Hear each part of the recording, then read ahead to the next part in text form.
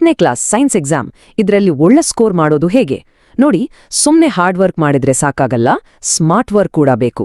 So ಬನ್ನಿ, ಸೈನ್ಸ್ನಲ್ಲಿ topper ಆಗೋಕೆ ಬೇಕಾದ ಒಂದು ಪಕ್ಕಾ ಗೇಮ್ ಪ್ಲಾನ್ ಬಗ್ಗೆ ಮಾತಾಡೋಣ. ನಾವಿವತ್ತು ಚರ್ಚೆ ಮಾಡ್ತಿರೋ ಈ ಸ್ಟ್ರಾಟಜಿಗಳೆಲ್ಲ ಸ್ಕೈ ಲರ್ನಿಂಗ್ ಸೆಂಟರ್ನ ಎಕ್ಸ್ಪರ್ಟ್ಸ್ ಕೊಟ್ಟಿರೋ ಇನ್ಸೈಟ್ಸ್ ಮೇಲೆ ಆಧಾರಿತವಾಗಿದೆ. ಅಂದ್ರೆ ಇದು ಸುಮ್ನೆ ಟಿಪ್ಸ್ ಅಷ್ಟೇ ಅಲ್ಲ, ಇದು ಸಕ್ಸಸ್ಗೆ ಒಂದು ಪ್ರೂವನ್ ಫಾರ್ಮ್ಯುಲಾ ಅಂತಾನೆ ಹೇಳ್ಬಹುದು. ಸೊ ಪ್ರತಿಯೊಬ್ಬ ಸ್ಟೂಡೆಂಟ್ ಮನ್ಸಲ್ಲೂ ಇರೋ ಒಂದೇ ಒಂದು ಪ್ರಶ್ನೆ ಅಂದ್ರೆ, ಈ ಸೈನ್ಸ್ ಎಕ್ಸಾಮ್ ಅನ್ನೋ ದೊಡ್ಡ ಚಾಲೆಂಜ್ನ ಗೆಲ್ಲೋದು ಹೇಗೆ ಅಂತ ಅಲ್ವಾ? ಅದಕ್ಕೇನೆ ನಾವಿವತ್ತು ಎಲ್ಲಿದ್ದೀವಿ, ಈ ಪ್ರಶ್ನೆಗೆ ಒಂದು ಪರ್ಫೆಕ್ಟ್ ಉತ್ತರ ಹುಡ್ಕೋಣ ಬನ್ನಿ. ಸರಿ, ಹಾಗಾದ್ರೆ ನಮ್ಮ ಇವತ್ತಿನ ಪ್ಲಾನ್ ಏನು ಅಂತ ನೋಡೋಣ. ಮೊದಲು ವಿಜ್ಞಾನದ ಕೋಡನ್ನು ಹೇಗೆ ಬ್ರೇಕ್ ಮಾಡೋದು ಅಂತ ತಿಳ್ಕೊಳ್ಳೋಣ. ಆಮೇಲೆ ವಿಜ್ಞಾನದ 3 ಮುಖ್ಯ ಪಿಲ್ಲರ್ಸ್ ಯಾವುದು ಅಂತ ನೋಡ್ತೀವಿ. ಅದಾದ್ಮೇಲೆ ಯೂನಿವರ್ಸಲ್ ಆಗಿ ಹೆಲ್ಪ್ ಆಗೋ ಸ್ಟಡಿ ಟೂಲ್ಸ್, ಟಾಪರ್ಸ್ಗಳ ಸೀಕ್ರೆಟ್ಸ್ ಮತ್ತು ಫೈನಲ್ ಆಗಿ ಪರೀಕ್ಷೆಗೆ ಒಂದು ಪಕ್ಕಾ ಬ್ಲೂ ಪ್ರಿಂಟ್ ರೆಡಿ ಮಾಡೋಣ. ಮೊದಲಿಗೆ ಒಂದು ದೊಡ್ಡ ತಪ್ಪು ತಿಳುವಳಿಕೆ ಸರಿ ಮಾಡ್ಕೋಬೇಕು. ಅದೇನಪ್ಪಾ ಅಂದ್ರೆ, ಸೈನ್ಸ್ ಅಂದ್ರೆ ಅದು ಒಂದೇ ಸಬ್ಜೆಕ್ಟ್ ಅಲ್ಲ, ಅದರಲ್ಲಿ ಫಿಸಿಕ್ಸ್, ಕೆಮಿಸ್ಟ್ರಿ, ಬಯಾಲಜಿ ಅಂತ 3 ಬೇರೆ ಬೇರೆ ಆಟಗಳಿವೆ. ಪ್ರತಿಯೊಂದು ಆಟ ಗೆಲ್ಲೋಕೋ ಅದಕ್ಕಂತಾನೆ ಒಂದು ಸ್ಪೆಷಲ್ ಗೇಮ್ ಪ್ಲಾನ್ ಬೇಕೇ ಬೇಕು. ಅಂದ್ರೆ ಒನ್ ಸೈಜ್ ಫಿಟ್ಸ್ ಆಲ್ ಅನ್ನೋ ಕಾನ್ಸೆಪ್ಟ್ ಇಲ್ಲಿ ವರ್ಕ್ ಆಗಲ್ಲ. 3 ಸಬ್ಜೆಕ್ಟ್ಸ್ನ ಒಂದೇ ತರ ಓದೋದು ತಪ್ಪು.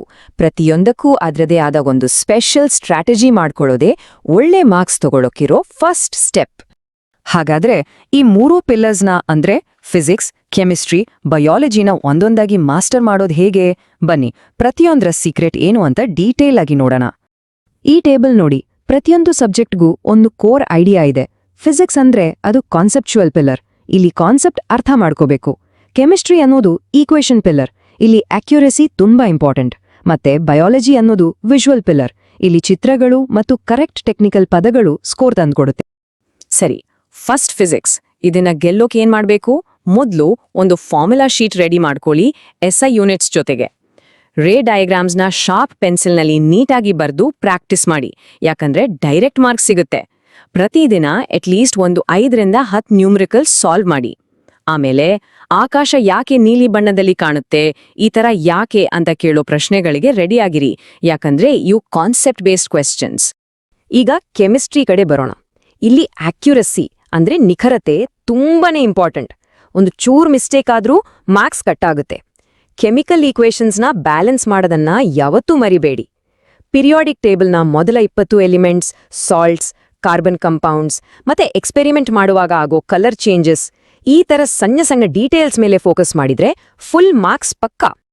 ಇನ್ನು ಬಯಾಲಜಿ, ಇದರಲ್ಲಿ ಮಾರ್ಕ್ಸ್ ಸ್ಕೋರ್ ಮಾಡೋಕೆ ಇರೋ ಸೀಕ್ರೆಟ್ ವೆಪನ್ ಅಂದ್ರೆ ಡಯಾಗ್ರಾಮ್ಸ್. ಅವರು ಕೇಳ್ದೇ ಇರ್ಲಿ, ಒಂದು ನೀಟಾದ ಕರೆಕ್ಟಾಗಿ ಲೇಬಲ್ ಮಾಡಿರೋ ಚಿತ್ರ ಬರೆದ್ರೆ ಸಾಕು, ಎಕ್ಸ್ಟ್ರಾ ಮಾರ್ಕ್ಸ್ ಗ್ಯಾರಂಟಿ.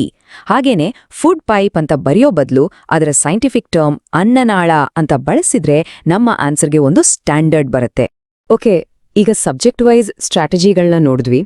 ಈಗ ಈ 3 ಸಬ್ಜೆಕ್ಟ್ಗೂ ಅಪ್ಲೈ ಆಗೋ ಕೆಲವು ಯೂನಿವರ್ಸಲ್ ಟಿಪ್ಸ್ ಅಥವಾ ಟೂಲ್ಸ್ ಬಗ್ಗೆ ತಿಳ್ಕೊಳ್ಳೋಣ. ಇವು ನಮ್ಮ ಪ್ರಿಪರೇಷನ್ನ ಇನ್ನಷ್ಟು ಶಾರ್ಪ್ ಮಾಡುತ್ತೆ. ನೋಡಿ, ನಮ್ಮ ಪ್ರಿಪರೇಷನ್ಗೆ 2 ಮುಖ್ಯ ವೆಪನ್ಸ್ ಇದೆ. ಒಂದು ನಮ್ಮ ಟೆಕ್ಸ್ಟ್ ಬುಕ್, ಇದು ನಮ್ಮ ನಾಲೆಡ್ಜ್ಗೆ ಫೌಂಡೇಶನ್. ಇನ್ನೊಂದು ಹಿಂದಿನ ವರ್ಷದ ಕ್ವೆಶ್ಚನ್ ಪೇಪರ್ಸ್ ಅಂದ್ರೆ PYQs. ಇದು ಎಕ್ಸಾಮ್ ಪ್ಯಾಟರ್ನ್ ಹೇಗಿರುತ್ತೆ, ಯಾವ ಟಾಪಿಕ್ಸ್ ಇಂಪಾರ್ಟೆಂಟ್ ಅಂತ ಅರ್ಥ ಮಾಡ್ಕೊಳ್ಳಕ್ಕೆ ಹೆಲ್ಪ್ ಆಗೋ ಪ್ರಿಡಿಕ್ಟರ್ ಇದ್ದಾವಾಗೆ. ಇನ್ನೂ ಕೆಲವು ಪವರ್ ಅಪ್ಸ್ ಇದೆ. ಫಾಸ್ಟ್ ರಿವಿಷನ್ ಮಾಡಕ್ಕೆ ಮೈಂಡ್ ಮ್ಯಾಪ್ಸ್ ಮತ್ತೆ ಫ್ಲೋ ಚಾರ್ಟ್ಸ್ಗಿಂತ ಬೆಸ್ಟ್ ಟೂಲ್ ಇಲ್ಲ. ಇನ್ನೊಂದು ಬಹಳ ಇಂಪಾರ್ಟೆಂಟ್ ಪಾಯಿಂಟ್, ಟೆಕ್ಸ್ಟ್ ಬುಕ್ನಲ್ಲಿರೋ ಆ ಆಕ್ಟಿವಿಟಿ ಬಾಕ್ಸ್ಗಳನ್ನು ಯಾವತ್ತೂ ಇಗ್ನೋರ್ ಮಾಡಬೇಡಿ. ಯಾಕಂದ್ರೆ ಕಷ್ಟ ಅಂತ ಅನ್ಸೋ ಹಾಟ್ಸ್ ಅಂದ್ರೆ higher order thinking skills questions ಹೆಚ್ಚಾಗಿ ಅಲ್ಲಿಂದಾನೇ ಬರೋದು. ಎಲ್ಲ ಓದಾಯ್ತು, ಎಲ್ಲ ಕಾನ್ಸೆಪ್ಟ್ಸ್ಗಳು ಗೊತ್ತು, ಆದ್ರೆ ಯುದ್ಧದಲ್ಲಿ ಬರೀ ವೆಪನ್ಸ್ ಇದ್ರೆ ಸಾಲದು, ಅದನ್ನ ಹೇಗೆ ಬಳಸಬೇಕು ಅನ್ನೋ ಕಲೆನೂ ಗೊತ್ತಿರಬೇಕು. ಎಕ್ಸಾಮಲ್ಲಿ ಆ ಕಲೆನೇ ಪ್ರೆಸೆಂಟೇಷನ್. ಇದು ಟಾಪರ್ಸ್ಗೂ ಆವ್ರೇಜ್ ಸ್ಟೂಡೆಂಟ್ಸ್ಗೂ ಇರೋ major difference.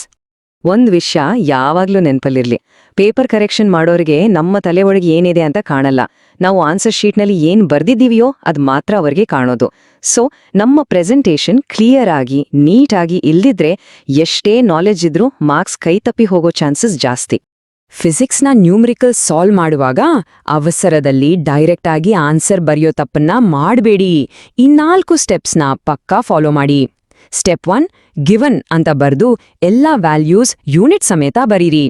Step 2, formula used ಅಂತ ಮೆನ್ಷನ್ ಮಾಡಿ. ಸ್ಟೆಪ್ 3 ನಿಮ್ಮ ಕ್ಯಾಲ್ಕ್ಯುಲೇಷನ್ ಸ್ಟೆಪ್ಸ್ನ ಕ್ಲಿಯರ್ ಆಗಿ ತೋರಿಸಿ. ಮತ್ತೆ ಫೈನಲ್ ಸ್ಟೆಪ್ 4 ಬಂದ ಫೈನಲ್ ಆನ್ಸರ್ನ ಯೂನಿಟ್ಸ್ ಜೊತೆ ಬರೆದು ಒಂದು ಬಾಕ್ಸ್ ಹಾಕಿ.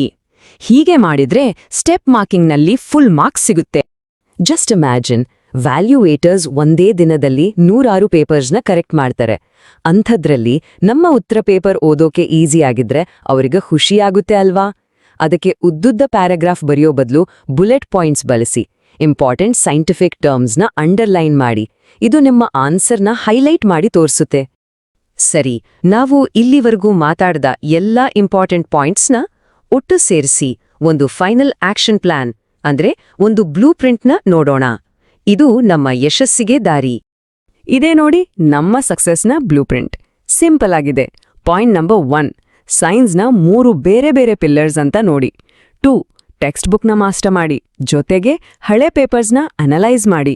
3, ಪ್ರತಿದಿನ ಡಯಾಗ್ರಾಮ್ಸ್, ಫಾರ್ಮುಲಾ ಮತ್ತು ಈಕ್ವೇಷನ್ಸ್ ಪ್ರಾಕ್ಟೀಸ್ ಮಾಡಿ. ಮತ್ತು ಕೊನೆಯದಾಗಿ 4, ಉತ್ತರಗಳನ್ನ ಕ್ಲಿಯರ್ ಆಗಿ ಸ್ಟ್ರಾಟಜಿಕ್ ಆಗಿ ಪ್ರೆಸೆಂಟ್ ಮಾಡಿ. ಇಷ್ಟನ್ನು ಸರಿಯಾಗಿ ಮಾಡಿದ್ರೆ ಸಾಕು, ಒಳ್ಳೆ ಸ್ಕೋರ್ ಗ್ಯಾರಂಟಿ. ಹಾಗಾದ್ರೆ ಈಗ ಈ ಬ್ಲೂ ಪ್ರಿಂಟ್ ನಮ್ಮ ಕೈಯಲ್ಲಿದೆ. ಈಗ ಯೋಚನೆ ಮಾಡಬೇಕಾಗಿರೋದು ಇಷ್ಟೇ, ನಮ್ಮ ಮೊದಲ ಫೋಕಸ್ ಯಾವ ಪಿಲ್ಲರ್ ಮೇಲಿರುತ್ತೆ? ಫಿಸಿಕ್ಸ್ ಮೇಲೇನಾ, ಕೆಮಿಸ್ಟ್ರಿ ಮೇಲೇನಾ ಅಥವಾ ಬಯಾಲಜಿ ಮೇಲೇನಾ? ಇವತ್ತಿನಿಂದಲೇ ಪ್ಲಾನ್ ಮಾಡೋಕೆ ಶುರು ಮಾಡಿ. All the best.